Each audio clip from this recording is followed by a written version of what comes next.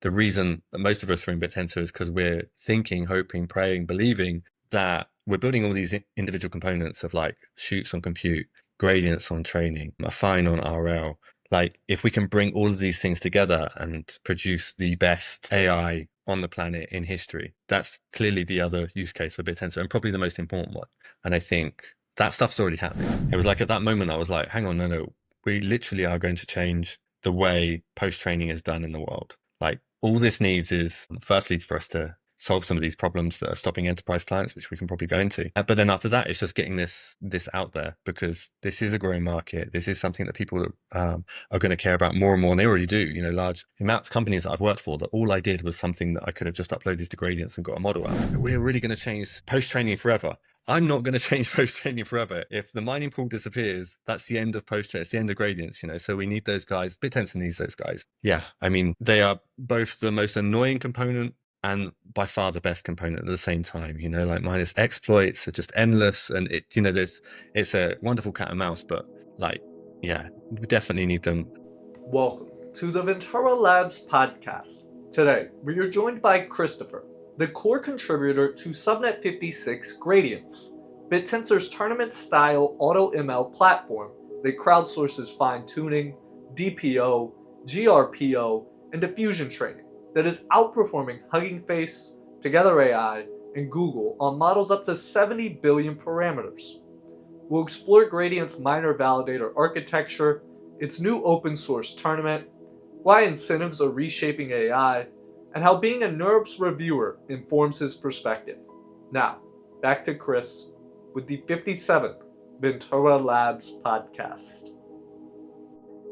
All right, Chris, Mr. WanderingWeights, Gradients, Subnet 56. How are you doing today? I'm good, thanks, man. Thanks for the invite. Yeah, absolutely. I'm very excited to get you here. It's been a long time coming since I wanted to get you on the podcast. I just haven't had the knowledge to be able to ask you questions on these topics yet. So let me start very simple. What first drew you to Bittensor? To be honest, it wasn't something I discovered myself. It was a case of I finished my PhD and I was working at this like multinational, and I just said to them, hey, listen guys, I'm going to be remote only now. And I just disappeared off to Colombia. And I was like, I need to find a better job that's like a little bit more flexible and a little, you know, I was kind of moving in that direction. And I got a message from Nam on Upwork just saying, hey, listen, we've got this problem, like it's a pure research problem. We want you to work on it. And that was kind of the first introduction. Is like, I didn't know anything about it. I didn't know anything about decentralized AI, if I'm honest, you know. And so I was working with Nam on the 19 verification mechanism. And then once you kind of, how to put it, it's like when you're in the like large corporate multinational stuff, don't get me wrong, they're working on the important problems, but what you do within that is tiny. But then when you come into something like the Bittensor ecosystem, like the impact that you can have, like that was the thing that was like, wow, this is really cool. Like we can actually, I don't have to go to management to ask permission to start doing this and then go get some funding in order for them to allow me to do it for X number of hours a week whilst I do other things. It's like, no, we can really try and solve these problems. And it's kind of, it was the first time outside of like the research domain within the company that was like, okay, yeah, I can kind of go with this. Like this is my footprint. Do you know what I mean? And then when you kind of step back and look at the rest of the ecosystem, which, you know, after about, you know, a month or two, you start looking around going, wow, this is really cool what people are doing. Like, why don't, I remember like calling up all you know, friends from university and stuff like this, like, guys, I need to stop what you're doing right now and come and do this, you know, because this is that dream, you know, like when we were, you know, doing our like research theses and we're supervised, we're like, you know, what's the dream? And it's like to be able to work on real problems that have impact and also getting, you know, a reasonable pay packet. Like those things combined are relatively hard at the start of your career, you know, or near the start of your career. So for me, it was kind of like finally being able to work on research problems that have an impact and you kind of, you know, have enough stability to go, okay, I can actually do this without panicking about how I'm going to pay my next month's rent, you know? So yeah, mix of the three. So your introduction at the time was 19, which at the time was also the top of Bittensor subnets, probably around 8% admissions or something, Yeah. because this was pre-dTAO. And the problem, I guess you were the one solving, was they were working on speed of inference. So was it verification of the models? What was the problem you were doing? Yeah, I mean, it was verification of the models. I mean, so like outputs of LLMs are not deterministic. So you can run the same LLM on different hardware or even on the same hardware. And just because the fact that the caching mechanism on the GPU communication is not synchronous, it means that you get slight changes in overflow. So slight changes in the number outputs of an individual layer. And if you compound that over many, many layers, that can change the probabilities of the next word. And if you change the probabilities of the next word enough times, then you end up changing the entire sentence. And then you can say to miner A, like, did you run this model? And it gives you a completely different thing to what you ran. And you say, well, you didn't run it. And they say, yeah, I did run it, but actually it wasn't their fault. It was just, it's just the fact that it's non-deterministic.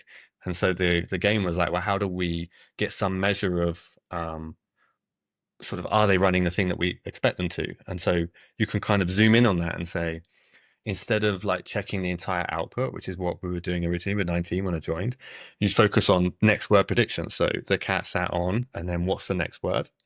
And we don't even check the next word, we check the probabilities. You look at the output, the probabilities, and it might be that the sample at the end picks something different. It might, the cat sat on I don't know, like some other thing that's not but that's okay because the probabilities would have been about the same, even if you're running on different hardware. And so that but it would be very different if you used a different model. That was kind of the intuition, especially for some of the less probable words. And so then you can kind of do comparisons in this logic space, in the probability of the next word for a single word. And if you do that for enough of them, then you have you can be pretty sure that they're doing the thing that they should be doing, which is running the model. And then I think from that, obviously 19, sort of established itself as like, the inference subnet at the time. And then I think other guys kind of took that work and built on it themselves as well. So I think Targon as well took the idea and then worked with prompt log probs, this kind of thing. So anyway, the point is that, yeah, it was like, how do you make sure that the model that people are saying they are running, whilst not penalizing them for the fact that computation is different, right? Like it's non-deterministic. And how hard is it for the text versus images in there? Because 19 did both. So it's actually, I mean, it's the same game to an extent, in the sense of when you're predicting images and when you're predicting text, like it's just vector, it's just numbers, right? Like to us that looks like a very different thing, but it's not. There is some slight nuance there that in like diffusion models you're adding noise, and then so if you keep adding noise, that is probably random noise or pseudo random noise, and does that random noise change? So there's like slightly different problem there, but you can make the noise deterministic, so that helps on that side. And how did Bittensor, because you're a PhD in this space, how did Bittensor change your perspective on AI, if at all, in general? No, it really did. It really, really did. And I think the first one was this when we set up gradients and we were watching like the evolution of miners, right? So we can't tell exactly what they did, but sometimes they would upload their configs, and inside their configs you could see things change. And one of the things that they couldn't hide was that they were using something called RS LoRa, which is like rank stabilized LoRa, which essentially says that there was this extra parameter that we needed for LoRa training. We don't need that anymore because we've got this other version of LoRa that you don't need this extra parameter, which was great. And they said, well, what do we do with that parameter that we've got rid of? Is, we'll just set it to 1. It doesn't matter. It's like academic. But then we found that miners started doing that. They were following the academic paper. But like very soon they were doing something completely different, and they were doing much, much better. So I already knew this before, that academic work is mostly flawed and mostly it's just like Bittensor. We are miners trying to get academic papers accepted, and we will find exploits, we will find ways of wording things. And that's not to say that like PhD researchers or researchers in general are nefarious and they're just trying to get their papers. But it's like we all work within incentive mechanisms of life. And if that's the incentive mechanism you set up, it's highly likely that people are going to maybe not explore the edge cases that Bittensor miners, when they're actually trying to find solutions to the problem, actually go out and find. So the first is like, the research, don't read a paper and go, oh, this paper is correct. Doesn't matter where it's published. 9 times out of 10, the work in the paper, there's some edge cases or there's some things they've missed, or they've sort of focused on one area of research and that doesn't apply to another. You know, that all these kinds of things are true. But the other is just I find that now people ask me like what I do. Like I don't really say, oh, I do research. I say I do engineering. And I know that sounds silly, but you find that the best people within the Bittensor ecosystem, in my opinion, are engineers first and researchers like as a second thing, because it's like when you see the hunger of subnet developers and of miners, and it's pure in computation, they don't need to, understand what a rank stabilized law is. They just know if I turn this one up, it works better, and why does it matter? And it's when you're trying to solve a problem, do you need to know everything about the ins and outs? Of course, there's some space in that, there's some value in it. And I don't want to say like research is dead, and it's not, it's super important. It's just for me, like found this newfound appreciation for the builders, and like, if we were hiring a new dev to join, I would hire someone that has built a load of stuff way over someone who's published loads of papers, even though when I started this journey, I would have gone the other way. Oh, people with PhDs, we're very important, and we don't. Like we focused on one particular area, and we've allowed to explore ideas, and that's great. We have some value, but I think the real value is in people that build stuff and that can ship it and that think about edge cases, and like that. I value that skill a lot as a result of Bittensor. Yeah. And this comes from a man that got a paper accepted to NeurIPS, which is like the most prestigious AI conference, and then you're a reviewer for them as well. Yeah. I mean, even I don't know. It is important, and like sharing research, and obviously some of the best work that has ever come out of AI has been published in NeurIPS, has been published in ICML, has been published in these places. But we kind of in the field noticed that there's kind of been a bit of a problem, that we've had like an exponential growth in interest in AI, and so loads and loads of people are jumping into the space, which is great. But there's only a very small pool of reviewers and of quote unquote experts. And of those experts, how many have actually worked in LLMs? How many have worked in this space? It's kind of, I think that there's kind of been a bit of a problem with the review process with AI and stuff like that. So, yes, all those things are good, and they're great medals. I get to call up my mum and go, yeah, I'm a reviewer for NeurIPS, and that sounds super important. And it is, like, I really take pride and value in doing those things. But I don't think they translate that well into the real world, is basically what I'm saying. Like, they are a value, they're like a little bit of a sticker. But I think, like, I'm more proud of what we built with Gradients by a long, long way. Don't get me wrong, I love my PhD work. It was cool. Like, I really enjoyed it. We did some really amazing stuff. So glad I got to go to NeurIPS and experience that.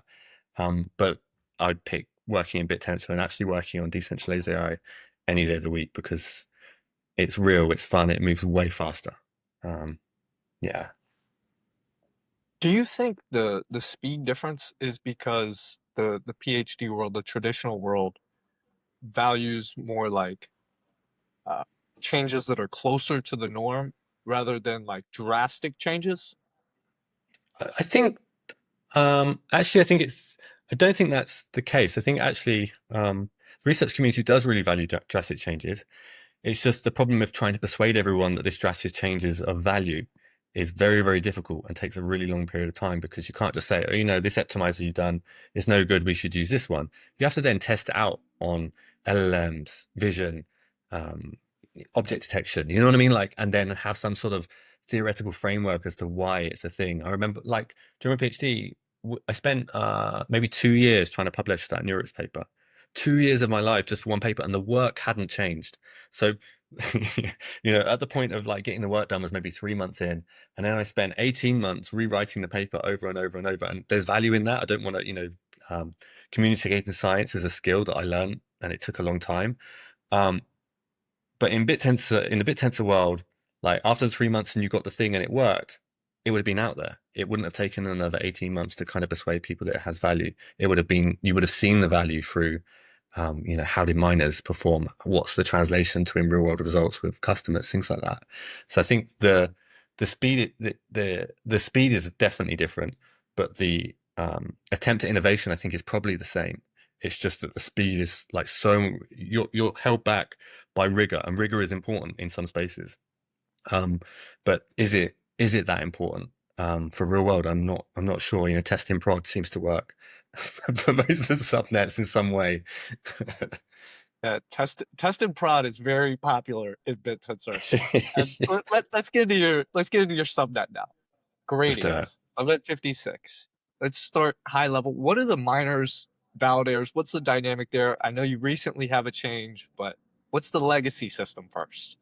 Yeah, so legacy system is essentially you have pre-trained networks. You have networks that have already learned language, so they understand the semantics of basic English or basic Chinese or whatever it is. But then there's that other layer that comes later, which is, okay, great, you know language, but can you answer questions on stuff that I care about? Can you understand my product database? Can you, act like Donald Trump? Can you, whatever it is, there is a level of specialization that needs to come after that. And so all of the chatbots that people use, they are not just the basic pre-trained network. They have like Instruct training and reward function training that comes after. Gradients is that bit. So we essentially take something that has a base, so we don't have to spend years and years and trillions of tokens in order to get it to understand language, which is a thing that takes a lot of time. Gradients is then, right, given that model, give me any data set in the world, as long as it has some reasonable format. And Gradients will say to miners, hey, listen, miners, here's the data set, here's the model, here's how long you've got to train on it. Go get me the best trained model that is still of the same architecture, starts from that point, and understands this data better than any other of the miners models that has been given the same task. And so that encompasses pretty much all of Hugging Face, or it does encompass all of Hugging Face. We started off with just Instruct, which is like question answer. We then added DPO, which is like a reasonably more recent technique that says if humans prefer certain answers over others, basically, and we say to the model, hey, listen, I want you to more likely produce this answer than that answer. There's lots of data sets that are like this. And then finally, there's this GRPO, which is to say, I've got some reward functions. So here's some input text, and I want you to produce an output Y, and I'm going to give you more points for this kind of Y than that kind of Y. And so there's all kinds of different reward functions, all different kinds of data sets for DPO, and there's infinite number of data sets for Instruct, and Gradients covers all of those. And miners are essentially taking this data set, model, time period, pair, spitting out a model at the end of it. We also have diffusion, which is here's a base image model, and I want you to tune it given a few photos or a few pictures so that it produces more of a particular style. So we could have like Donald Trump funny photos that are cartoons, and if you train on, say, 10 photos of Donald Trump that are funny, this thing will just keep spitting those out, and miners have to go and get as close as possible to a ground truth of that. And what validators are doing, or the validator is doing, is essentially saying, okay, well, I'm going to keep some of this data from the training set that you don't know about, and I'm going to test you on that. I'm also going to test you on a little bit of the training data to make sure you've actually trained on it. And I'm also going to test you a little bit on some synthetic data, which is produced from the original data distribution. So in other words, it's going to be very similar to the data, but not exactly the same. And it's impossible that you've ever seen this because we are producing it in real time. And so we take what is your worst loss out of those three compared to the worst loss of another -3 and a worst loss of another -3. And we do that. It's usually between 6 and 8 miners are given a particular task, and they sort of fight it out to see who can produce the best model in the time period. And they're free to do whatever they want. That's one of the things that when we started Gradients, there was a little bit of a, not a pushback, but kind of a, oh, I see about that with the community thinking, we were kind of one of the first subnets that said, look, we're not going to even there's no constraint here. You do whatever, it's not that you have to run with these parameters and we're going to check that you've ran those parameters or that you've ran this, this temperature or anything like that. It's just a case of you just give us the best model for that data, that model, and that time period. And then so the flow is you have a model that you want to instruct, fine tune, GPO, GPRO, you want to do whatever. You give it to a group of miners, and then the miner that produces the best model of that group gets all the reward, correct? Correct. That's it. In that particular task, yeah. Yeah. And then what we do is we aggregate rewards over time periods. So, and we split it by task type. So you could be a purely instruct miner. I only do instruct tasks. And if you did really well for a day, you'd get X amount of emission. If you did over a day and the 3-day period, then it's even more. And if you did it over 7 days, 3 days, and 1 day, you get even more. So the max you could do is if you were consistently the best miner for 7 days on instruct tasks, you'd essentially get most of the emissions for instruct tasks. We essentially, when we were doing the miner distribution of emissions, we said being frank, don't really want that much waste in the system. I'd rather attract the very best miners and pay them handsomely for coming top. We're not going to give second any, we're not going to give third any, because it's kind of, this isn't about, we want to serve, we are serving real customers, and real customers want one model. They don't want 3 models. We have 3 models because competition is good, but we're not going to pay you if you're not the thing that's going to provide the service for the customers. And we found that when we started to do that, because we started obviously not like that, because you have to kind of bring miners in, but when we started to do that, we got lots of complaints. But the performance of the top miners it moved so fast. It went from a case of everyone was using LoRa and these low ranks. Suddenly everyone was fine tuning the full model. There was a huge change when you move to winner takes all. You force the best behavior, I think, for miners, as upsetting as it can be for those that like to kind of cruise and use base code or something, And then how important is being non-deterministic in terms of allowing miners the freedom to innovate there?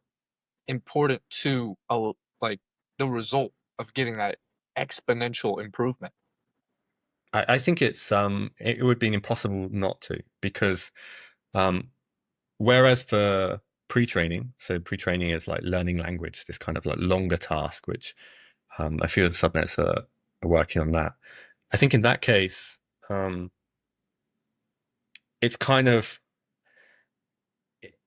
it's a relatively restrictive task in the sense of different sets of data should probably use the same parameters. There might be some differences there, but not huge, because you're kind of just taking a massive corpus and you're just randomly sampling it, you're just giving it. But in our case, it's they're different model sizes. There are different data set sizes, types, entropy values of the outputs. There's so much variation there. Who am I to go and say, miners, we should be using this parameters? I have no idea. I could do it for one data set. I could sit and if I spent an entire day, people would pay me before this to spend entire day just trying to find hyperparameters for one particular model, and I charge them a reasonable amount and go on with my day. So the idea that I would be able to do that for all data sets on Hugging Face, no, that's miner's job. That's the game, right? And that's the other thing that it's quite good about having this miner pool, is that even though winner takes all, we still do need more than one miner, because some miners might be really, really good at small models or big models or whatever it is, or these types of data sets, or, and their hyperparameters might work amazing for that. But there's this other set of tasks that maybe they're just missing that edge case and they don't do as well. So I think that we need the variability, and we definitely can't be telling them what hyperparameters use, because we don't know. I mean, for me, that's the magic of decentralized AI, is when you have the search space that one entity just can't search or shouldn't search. especially if that involves bringing like the latest research, if that involves like bringing some engineering techniques that maybe work for some data sets and not others. There's this, we're talking about trying to solve training the best models for any data set on the planet that you give it. And that could be 5,000 rows of Arabic sales, or it could be 1 million rows of reward functions for mathematical correctness. Like there's such a wide berth of data sets that have ever existed and are going to exist. And the idea that one set of parameters will work for all of them is madness. So that's why this subnet exists, essentially. Which is why I'm sure we'll come onto it when we compare with other centralized partners. There's no chance they can't compete. There's no way they can come up with an algorithm as one entity or as one company. And to be honest, they're just using one set of hyperparameters, as far as I can tell, or one algorithm. And it's just not good. You can't compare the motivation structures, but with miners who are like, I'm going to get paid if I get this right, and I'm going to focus on this particular small segment of problems I see that keep coming up, and the market is demanding those. Like, it's just such a different game, And then I guess to compare to those centralized entities that may be using just one hyperparameter set, you guys beat them, I think 82%, 83% on Hugging Face, and then 100% versus Together AI and the other people. Yeah. What are these numbers based off of? What are these benchmarks? Are these specific tasks? Explain those numbers for me there. Yeah. So what we did is we thought we want to compare apples to apples as best we can.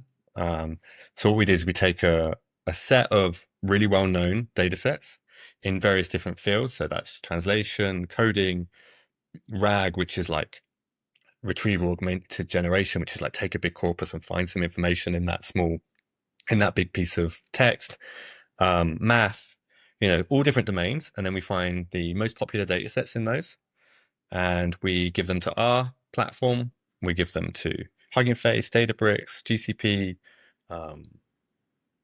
Together AI, and we say, right, given the same constraints, which is time, dataset, model, who produces the best model? And best is on an unseen test set that everyone has the same unseen test set. It is randomly sampled. There's no kind of, we pick this one because we do well on it. It's just everything is as tight as can be. And then we compare like what is the test loss performance. And yeah, as you say, I think in 100% in everything except for Hugging Face, where I think it was 83, is it? And even the ones that we even that small sliver, like it was so close. It's not like, oh, Hugging Face beat us in this domain. It was like in that particular domain, maybe Hugging Face found some reasonable hyperparameters that are the base hyperparameters. And that makes sense because the ones that they won on, as far as I can remember, were just 1 billion models. So they were the small models. So my guess is that they have optimized for these small models, making the assumption that firstly, this is easy to optimize for because they're smaller, you can run more experimentation, that kind of thing. And also maybe that is the predominant model size that customers give them because of the amount that they charge, because they charge more for bigger models because it takes longer to train. But yeah, so I think those results, especially the ones that are like, that just threw us more than anything, that we were happiest for was the Google stuff. So Google has like Vertex AI, and the thing that was wild is just the amount they charge. So we were trying to do these experiments. I was like, we've got to do a 70B model, and we looked at the price. It was like 10 grand. I was like, okay, maybe we'll just do one 70B model. Certainly not doing 180 70B models to do the comparison with, But yeah, so I think the difference in performance and cost was just wild. I mean, yeah, yeah, it's an open question as to why that is. Is it because the expectation of consultancy services instead is more lucrative? Like if you just put up an automated algorithm versus you pass in your Google consultancies, which, is even more hefty price tag than the 10 grand, just a trainer model. Yeah, but performance and price, it wasn't really a fair fight. I think the Hugging Face is reasonable, and you've got to take the hats off to them. They've done a good piece of work. That's not even their main business model, right? They obviously host models is their main thing that they're doing. Not sure how they make money for that. I guess the enterprise API access stuff that they have. But yeah, so that was a sort of experimental setting, and I think that was the moment for me where I kind of stopped caring. It was like I stopped focusing on being a Bittensor subnet. It was like at that moment I was like, hang on, no, we literally are going to change the way post-training is done in the world. Like all this needs is firstly for us to solve some of these problems that are stopping enterprise clients, which we can probably go into. But then after that, it's just getting this out there, because this is a growing market. This is something that people are going to care about more and more, and they already do. The amount of companies that I've worked for, that all I did was something that I could have just uploaded to Gradients and got a model out. It's just a case of how do we get this out, and how do we kind of tame the pessimism around anything to do with crypto. Being frank is a hurdle to overcome. But yeah, like for me, that was like this moment of like, this is no longer a research project. This is no longer a Bittensor subnet. This is like, we are truly going to change this. And that was kind of like, yeah, I mean, it's a nice thing to wake up for in the morning, Yeah, take over Google. What is? Yeah. Do you have what you said? Hugging Face, they're best at like that small model size of like 1 billion parameters. What size model is Gradients best at? Yeah. So I think we had the best results around the 7B model, 7 billion, 8 billion, that kind of thing. And I think it's probably in a similar vein to Hugging Face, except for our miners noticed that there are lots of 7B models, so they're focused on them. And I think if I was a miner and I have these 70 billion models, am I going to focus all my time on that, which is really expensive to do? But they did in the end. I mean, so what we did is we weighted the reward more for larger models, and that's kind of shifted things even more. So large models don't happen that often because we, aside from organic customers, it's not something that we fire out for synthetic very often, if at all, just because like we're in the space now where we're kind of like, how do we reduce miners' costs to make this, but whilst knowing which miners are best? That the whole point of any synthetic stuff is just which miners are best in the absence of enough organic traffic for that particular area. So for example, DPO is not yet offered to customers. It will be by next week, but we still need a way to measure like how good they are. And so we kind of have some choices there as a subnet. Like, are we going to fire them these 70B jobs, which cost them a lot to train, or are we going to focus on the smaller stuff and assume that that trajectory is the same? But even so, I mean, the best models that we found when we were doing the experimental work, which was 2 months ago, it feels like a lifetime now. That stuff was 7B. I think if we reran it again now, I don't think we would see any changes, any differences at all. But even then, the differences were like 5%, 10%, something like that. It wasn't like a sudden drop off or something. It was just like, oh yeah, like a hump at 7B. Yeah, no, you answered my next question there with how to encourage the 70B models, because that's much more cost. Is there a future, or is it possible to take like decentralized pre-training approach to this, to where you have multiple miners collaborating on one model?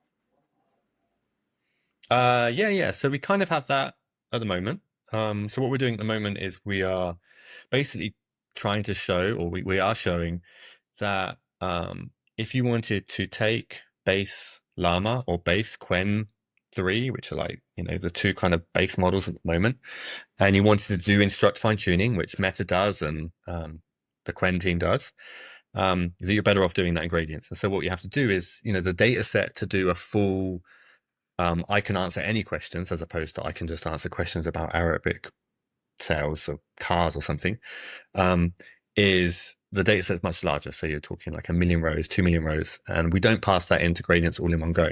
So we do it in iteratively. So we say here, first competition, 150,000 rows, go for it. Second the next 150, etc., etc., etc. There's some nuance there where what you don't want to do is you don't want to give them too few data that they're going to run multiple epochs on one sort of chunk, because if they do that, they're going to start to not overfit, but it's kind of, you get this like forgetting of the stuff that come before. So you kind of want to find a way of forcing them to only one epoch or one loop of the data. And so, we're taking conversations with miners on like how much they can do in a certain amount of time in order to kind of make sure that we don't overstretch that sweet spot. But that's the way to do it. Yeah. Yeah. And then you could even do that like synchronously, right? To where it's like you give multiple parts to different groups at the same time. Yeah, it's doable. Yeah. So, there's a whole literature on model merging, which is basically what you're saying, where you allow, two sets of miners to go and train the model on starting point. They come up with some weights, then you merge those weights. And there's a lot of arguments to say that prevents overfitting. There's a whole literature on this stuff. I think at the moment I'm focused more on the synchronous, the one after the other, simply because it replicates as close to what you would do if you were a machine learning engineer and you wanted to do this pipeline end to end as with masses of compute in a centralized system. And then before we get into Gradients 5.0 here and the open source competition, what is the most popular model size amongst your customers? So with the customers, it depends. So one of the problems that we have is that you get some, we start to call them tourists, where they come in and say, well, how does gradients work? And they create a 70B model and they go for 1 hour, go. So they manage to, attempt to train the biggest model in 1 hour. And so we do have lots of those jobs. We've recently updated the pricing so that is reduced, because we essentially didn't charge any more for big models than small models. When we first set out, we just wanted to bring people in. But we quickly found that people would get really excited about a 70B model and want it done in an hour, which is fine. It can be done, but clearly the larger the models, you need probably 8 hours, 6 hours for these sort of models. But in general, the most popular is the 8B models, so those mid-range, which makes sense because in my previous life, when I was fine-tuning these models for different clients, usually if it's a specialist domain that they're working in, you don't need 70 billion parameters for that. You need to, you can teach an 8B or a 7B model how to do this, and then you can run it on relatively low cost compute at really, really fast inference speeds, which is the other side of the equation that people really care about. Like, it's not, the clients before, and we're going back 18 months ago, since before I was at Bittensor, they would much prefer to have 80% performance but 100% speed than have 90% performance and 80% speed. So it was very much a speed game. Things might have changed a little bit now with mixture of experts, and these kinds of things are a little bit more dominant in the larger models now. But broadly, it's not the only dynamic, and the mid-size usually will do the job. If you want to get the very, very, very, very best performance, of course, you need to go bigger. But if you want to get pretty good performance and really, really fast, then you go for these kind of mid-size. And then, okay, let's get into 5.0, the open source tournament style. Just what is it? Why the change, or the addition, not change? Yeah, I would go with change. I think we're going to move it to change as soon as we can. But essentially, it comes down to a few things. The first is that when we're speaking to clients, we got to the point where we knew the performance were good. 2 months ago, we came, had that moment. It's like, oh my gosh, we're going to change the world. Let's do this. And so I started reaching out to historic clients that I've got, and we're obviously in conversations with them anyway, with various different businesses. And a lot of the time they would come up to this same hurdle, which was, we could trust Rayon, we could trust gradients, but can we trust miner X75, whatever it is, with our data? And you can make the argument, and I did, that we can anonymize all that stuff, and there's no incentive for them to keep your data, which is true, but it's not enough, right? And so the idea of Gradients 5.0 is that instead of it being black box, which is miners You tell us, we give you a model, time, data set, you give us the model back. We're saying, look, you give us your code, and we will run the training, and we will compare you versus other miners. So there's obviously a reasonably large overhead there for Rayon in terms of the compute, or the validators in terms of compute, but it brings everything into the light. It brings everything to see what people are doing. And so the goal here in the very, very short term is that these enterprise clients will, once we've hit parity of performance, so in other words, once the open source and the closed source black box stuff that we have that we call legacy reach around about the same performance, then we can run compute clusters ourselves and serve the clients directly. And so they still have to have a trust point, which is us, but that's much easier sell than is for, said miner in basement or whatever, and then the idea post that is to then move that onto Chutes, and to move to, a secure version of that, so that then they can also be secure that the data has not been tampered with, not been touched, and they can see it is cryptographically verifiable, which is where Chutes is obviously heading in the future with John. So that's kind of the movement and why we're doing it. And it's also, as much as I sort of like downplayed the value of research to an extent, I still really want to know what they're doing.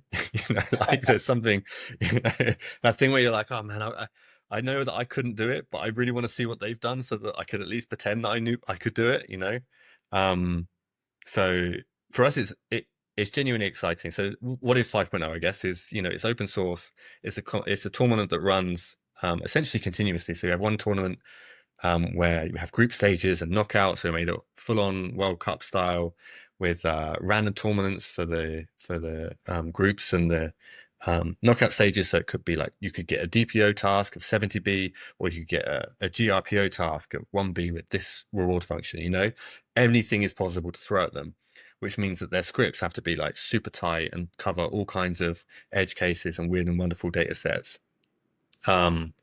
And yeah, so the idea is just to bring everything they're doing in the black box into one AutoML script that's going to like keep being iteratively improved over time. And we will very soon, if we hit parity, we'll be able to very easily say we have the best AutoML scripts on the planet, and that will, going back to what we said earlier, is like,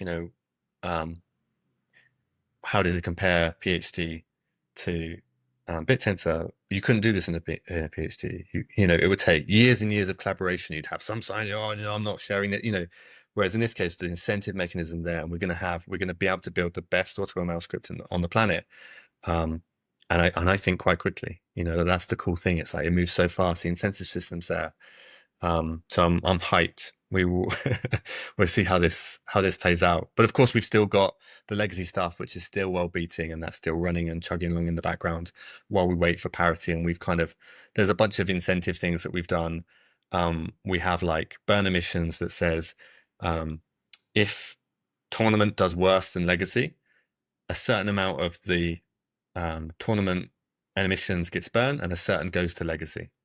And so we're going to keep having this sort of interplay between the two, to kind of ensure that we're moving the direction that we want while still not losing the fundamentals and the foundations that we've kind of already got.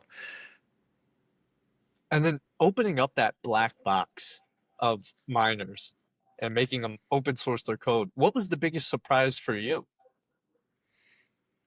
In terms of what we found so far, I mean, we're only kind of 1.5 tournaments in, 2 tournaments in for image.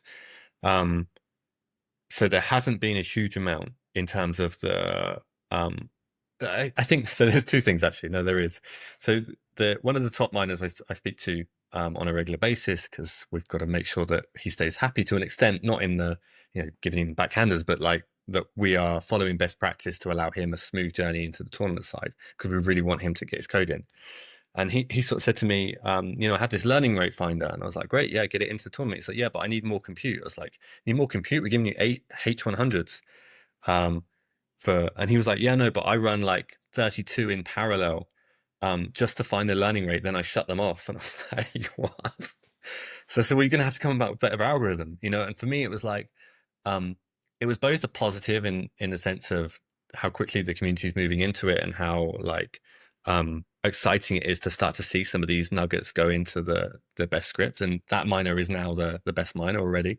But it also highlighted one of the things that I think the BitTensor community in general has started to, and we're definitely trying to move away from, is where there are lots of problems where you can genuinely just chuck compute it.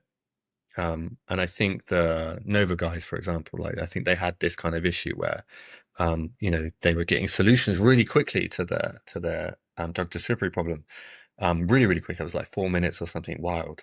But that wasn't really the purpose of the subnet. The purpose of the subnet, and same with ours, is not to chuck compute at this. And, you know, if you run 1,000 GPUs and you can find the perfect learning rate, and then, you know, it was to find the smartest algorithms. And so I think that that is something that with dTAO, this kind of burn pressure that subnets are starting to produce as well, has allowed us to kind of say, look, miners, look, we want you to solve the problem, but we want you to solve it in this type of way, as in like, we want you to solve it smartly, not just with compute and money, which I think the open source version actually really pulls that in for us, which I'm super excited about, because it's like, they only get 8 H100s to solve a 70B model problem. And that's plenty, you know, that should be plenty. And if it takes more, then you were doing something silly. You were like training 10 models with, you know, 8 times 8 H100s, and then you were finding the best one. You know, that's silly. We don't want to encourage that kind of, you know, computational waste, I guess. Some waste is necessary and important in order to find the best solution, but excess, I think you know, it's nice to move away from. And I think the 5.0 is like highlighting just how dependent some aspects, just this learning rate find a bit, but the fact that that was even done that way was like super surprising to me, because yeah, I wouldn't have done that. But this is the thing, like, you give people incentives, they will find ways to get that incentive, and if it is cost effective for them, they're going to do it, you know. So we need to make it so it's firstly not possible, you know, which is what we've done with 5.0. And if we can't make it so it's not possible, just make the incentive structure such that they won't do that. Yeah. Building relationships with top miners is a common theme among a lot of subnets now because the dTAO dynamics. How do you attract the top AI talent in this field to actually come mine your subnet and be like, okay, I'm gonna open source this code instead of going to work at Meta and get $100 million signing bonus, or maybe not that level, but yeah. I think I mean 5.0 is beautiful in the sense that if you came up today and you gave us the best AutoML script, and it's not beatable by even 5%. So we say, you know, in our thing, that you have to beat the previous winner by a certain margin. Otherwise, that previous winner is always the winner.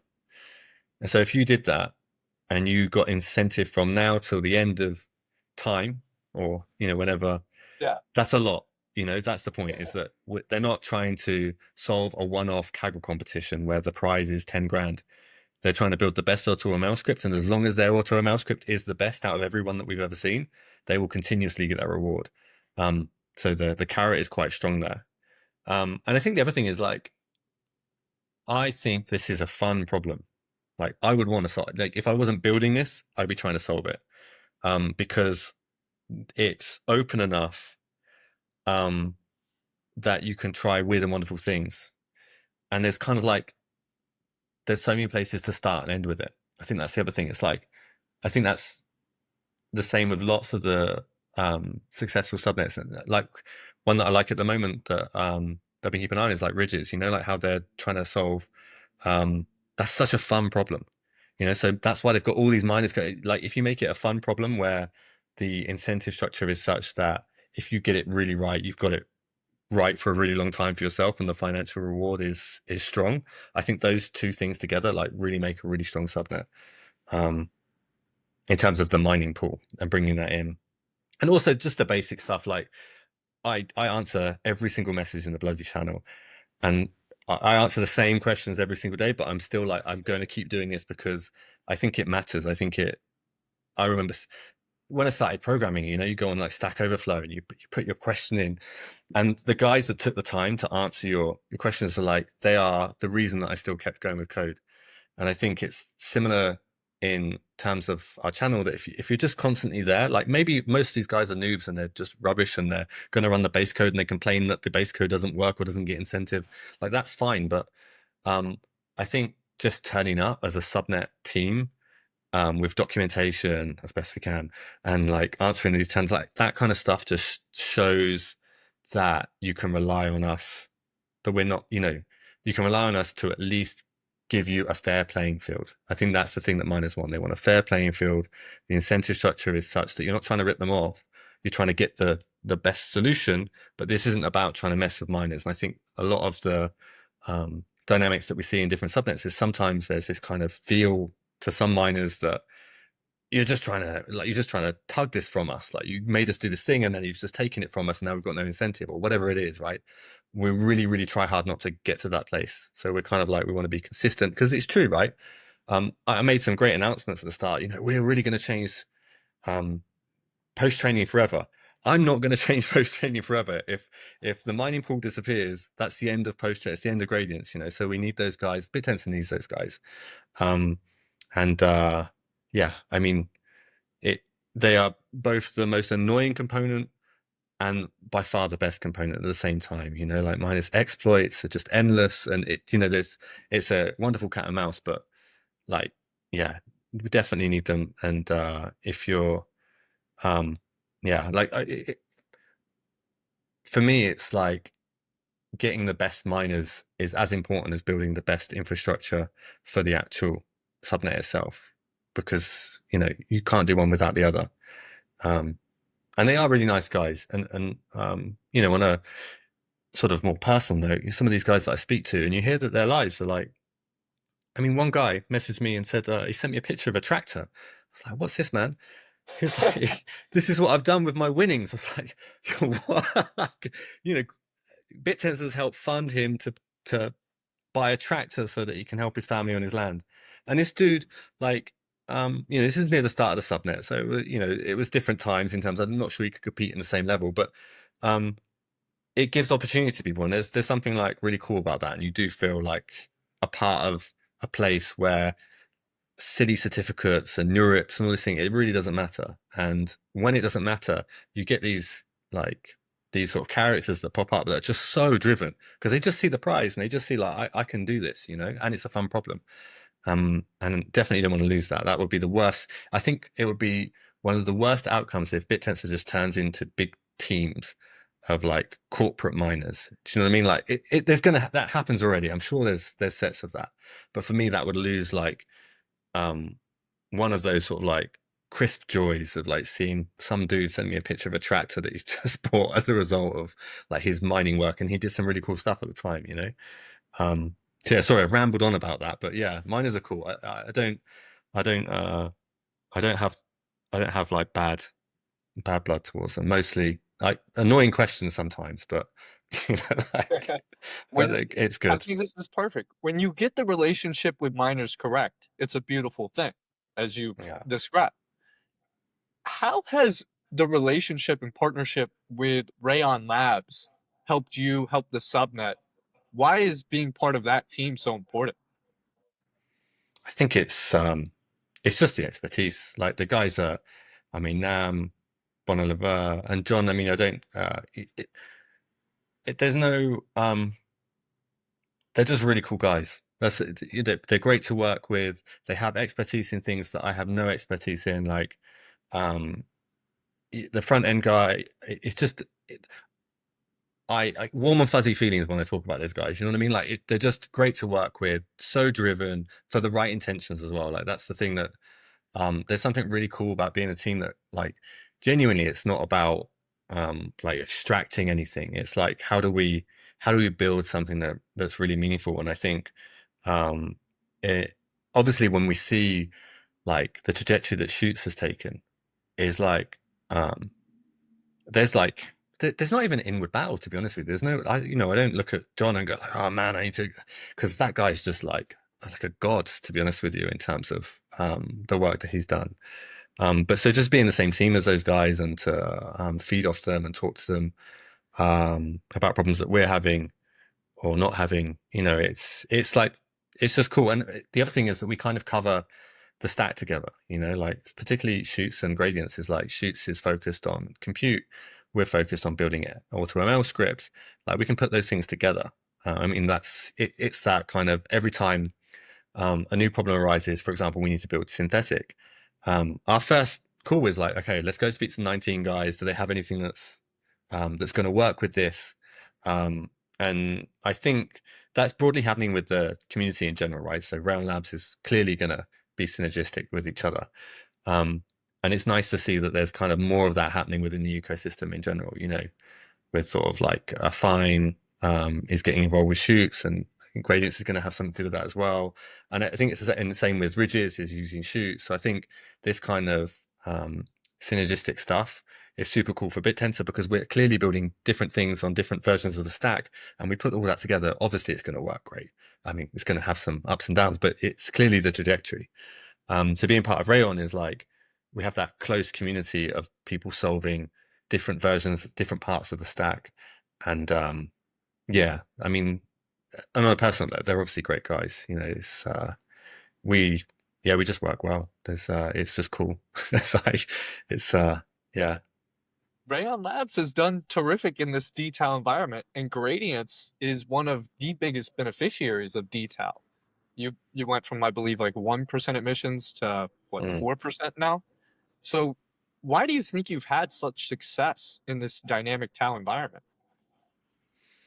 I think it's a few things. I think firstly the results speak for themselves.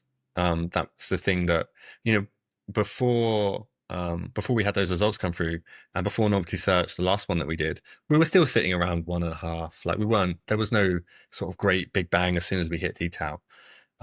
It was a case that we kind of demonstrated that because of the quality of the mining pool and because of the simplicity of the scope of the problems that we were going to take on, I think it's that investors got behind both the team matters, you know, like Chutes doing so well, Gradients is part of as part of Round, Chutes is part of Round. They're clearly a decent team like that. That definitely helps.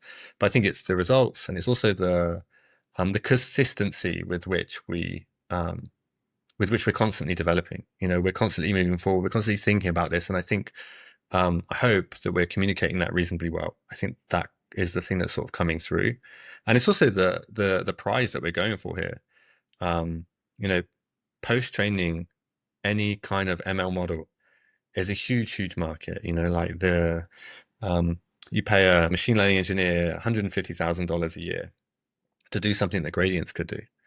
And if we get that right, and we're working very hard to get that right with enterprise clients, the revenue side of things will come. And when the revenue side of things are coming, it was a good bet, I think, is the other side. So I think there's lots of things, you know. It's not you know, not just me responding to everything in Discord, although that does feel like it should definitely get some emissions. Yeah, no, that definitely helps. Activity in Discord. Yeah, I see messages all the time. And then what type of problems do you think that aren't solved on Bittensor yet Bittensor is well suited to solve, or applications of Bittensor you'd like to see in the future? Yeah. So I think I like the open problems that allow miners to really like think outside the box, that are really over commonly used. Especially things like around biology, drug discovery, and I know we're working on that side of thing. I think that stuff is super cool. And I think if we can move to a place where we're not just chucking computer problems, these are places where the search space is so expensive to look into in a centralized system that it's really worthwhile for Bittensor. You know, so like drug discovery, for example. I mean, I think you had the guys on recently. Like that's such an expensive process, and if you can get that right without miners just burning compute and making like synthetic problems useful while we wait to get real problems, or even if we just start with real problems that we don't have solutions for in a scientific community. Like for me, I'm still the sort of deep mind problems that they excite me, you know, like and I think anything that could provide tangible benefits to humanity would be like just fucking awesome. You know, like if we could genuinely find some solutions to medical problems, biological problems, you know, like if we could start to move into that space. I think some people are, but I think, you know, if we could see like huge progress in that space, I think that would be just absolutely awesome for the field. And then of course, you know, there's the foundational stuff. Like obviously the reason that most of us are in Bittensor is because we're thinking, hoping, praying, believing that we're building all these individual components of like chutes on compute, gradients on training, a fine on RL. Like if we can bring all of these things together and produce the best AI on the planet in history, that's clearly the other use case for Bittensor and probably the most important one. And I think that stuff's already happening. Like that stuff, there's many hurdles in bringing these things together, but I don't think we would be here if we didn't believe that those hurdles could be overcome with the progress that we've seen. I mean, the ecosystem's still young, you know, like as much as, you know, we've made these crazy progress and everyone's sort of like, when's revenue, or, you know, how are you proving it? And which is great for details. It's a really good thing. I don't knock it in the slightest. But like, it's still really young for a research lab, which I kind of feel like the Bittensor community is like this huge research lab that is just trying to solve all these problems all at once and is making such progress. And I feel like the compute one with Chutes is kind of solved, you know, to an extent in that particular bit. Gradients, I think if we can get this open source stuff right and pull in some enterprise products, we've got post-training solved, pre-training as well. Like it's kind of like if we get all this stacked together and then we get them to work together, I think that is that's clearly the end goal, and I think that will take all of this discussion about like alpha and tau, and it just be completely different discussion then, because we will have built the best AI on the planet within this ecosystem. And then so all the other stuff, it's just like, oh, it's just noise, you know, like yeah, of course investors need to trade. Of course, this token is worth a little bit more than this, but it doesn't really matter because we've solved a problem, you know? Not that anyone is not solving problems now, I have to caveat this, but you know, like the real problem, the problem that we wake up for, you know, which is like, how can we build AI in a way that it's not owned by a large company, and it's also like black box, you know, like it's hidden away, like we don't know what's going on. Like this is, yeah. So I think those two problems, the human, beautiful problems like solving medical problems, biological problems, but then the goal that, you know, every AI researcher on the planet wants to solve, which is, you know, how do we build intelligence? How do we build it in a way that is sustainable, open, and interesting too? I mean, that's the thing. I think like Bittensor is a beautiful, interesting experience of like the multifaceted, like interacting incentive mechanisms of different subnets and how they play out. I mean, dTAO is wild,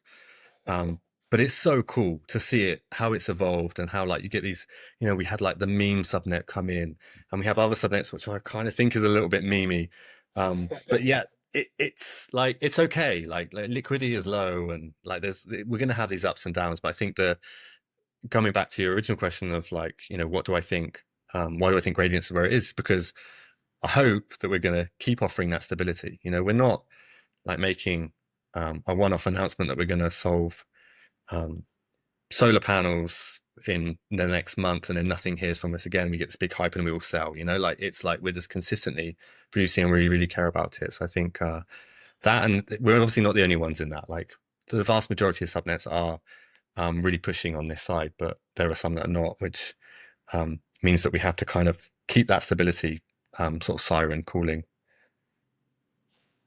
The black box aspect to decentralized AI, I don't know if this is necessarily a problem yet, but how do you view the possibility of what I believe would be referred to as like embedded ads in model responses in the future? Yeah. How do I feel about it? I think the problem is that they will be so bloody smart that you won't even know that you've seen an ad. You know, like right now, and it'd be so hard to like regulate, right? So it's like right now you watch YouTube, and the person that's giving you a video, they have to say, in this video, there's going to be some sponsors, or it comes up with a box that says sponsors in. When it comes to AI, like you're not going to know that. Like there's no way to force them to have that. So it will be more coercive as opposed to advertising. And I think it's difficult, right? Because the power of advertising is much stronger than I thought it was. When I was in the UK, I thought, oh, it's not that important. But then when I kind of like travel around the world and you see like Pepsi have like, they've gone out and they've painted the Pepsi sign on someone's house along a road, and it must bloody work. They must have, like, they're not just out here just painting Pepsi signs for no reason. I think that like the level of freedom that we have in thought is potentially not as free as we think it is. And if it's not, which I don't think it is, then these kinds of things like become even more important. And then you kind of have to ask the questions like, do we reach some sort of like crescendo, or this point where like if you get it into the air and the AI is so smart that all you do is buy Pepsi, like you convince yourself through the messaging and AI that Pepsi is the only thing you could drink, and anything else is dangerous. Like it would take a long way to get there. I'm not saying you play on AI for 10 minutes and then that was it. I mean, over the course of 150 years of this AI subliminally increasing the level at which it says Pepsi is better. Is that possible? I don't think it's just sci-fi. Like, do I think it's likely? Maybe not. I think hopefully, human thought is a little bit more critical than to be coerced in such a way. But I wouldn't count it out. And so that for me is super important, to know what it is that's inside of these things. And I mean, you can even make the argument of like, even if we do them on Bittensor, is that definitely going to be solved? Like if we set it up that a subnet, for example, is the data provider subnet, and it provides it for the pre-training one, and the pre-training one, all it knows is how to do pre-training really, really well. And the data one, all it wants to do is create data that meets its incentive mechanism, which is diversity or whatever it is, right? It has to be inside that incentive mechanism, not to have advertisements for Pepsi or something. You know what I mean? Like, I'm not sure it instantly gets solved, but it's definitely more transparent than it is if OpenAI do it and they've got a partnership with Pepsi. That's way worse. So it's not like, oh, it's on Bittensor, it's open source, everything's fine. It's like, no, there's still definitely work to be done, but it's definitely a better problem to be solving than one that we can't solve, that we don't even know about. Yeah. Well, Chris, I'm gonna ask you one last question here today, and that is, what advice would you have for AI people, developers that are adverse to crypto when approaching Bittensor? How can we welcome those people? How can those people look at Bittensor and feel welcomed? Yeah, I think that if it's the focus on the problem and not the mechanism by which that problem gets communicated, because all the crypto part of this is how do we communicate with each other that this is the solution, this is the better solution. And the crypto is just a way of measuring better. It's a way of measuring value. But I don't think that matters that much if it's communicated in such a way that is how it is what it is. I think the thing that puts people off, when I speak to friends that are, very good, they wouldn't get involved because stuff like memes, stuff like seeing like huge price fluctuations, and that lack of stability is something that scares most people. Some people are comfortable with it. Some people can, they see fundamentals and they say, look, it doesn't matter about that. Let's focus on the fundamentals. But other people, when they see these ups and downs, they're just thinking of like, man, if that was my bank account, or if like that was my mum's house, or, and then for them, like that is enough to steer them away. So I think it's about focusing on the stability side, which is we're just trying to solve problems, and that this protocol is just a way of communicating who solved it better. And the coin aspect, yeah, there's a bit of casino to it, but that isn't why 99% of the people that are developing and trying to solve these problems are doing it. They're not doing it to play the casino. They're doing it because either A, they've got a skill set that they want to sell, and this is a great way. If you've got a great skill set, as you're a great ML engineer, you don't want to go and get a job. You don't want to, have to deal with clients yourself as a self-employed person. You just go and solve a problem. That's amazing, right? And then same with the dev side. We're just trying to solve problems. It's just this is the way that we communicate. Who's done better? I think that's for me is not to like completely abstract away. Say, no, it's not crypto. It's not crypto. It's like it is, but crypto is just a way of communicating, and like I don't get involved in that stuff, and I think the better devs are doing the same. Like you don't see, in fact, most of the subnet teams, you don't see people going and going, my price has dropped by half. What do we do? There's like, it doesn't matter. That's, part of that's noise. It will all sort itself out. If your fundamentals are there, it's the same as it's same with companies as well, right? Like their stock prices sometimes go up, sometimes down. I mean, Amazon was at one point, it dropped huge amounts. And I remember watching this interview with Jeff Bezos. He was like, yeah, no, but I knew the fundamentals of the company were going in the right direction. So all that stuff is just the casino stuff, and that's okay. It exists. Markets are there to correct themselves. What we're doing is we're trying to solve problems. So if you want to come and solve problems, or you want to, pay your mortgage solving these problems, then this is the place. That's how I sort of pitch it. And I've had some takers. So I've got some people that have jumped into the ecosystem as a result. Hopefully it doesn't serve them wrong. Yeah. Well, Chris, it's been a pleasure having you on today, man. Thank you. Sweet, man. Take care.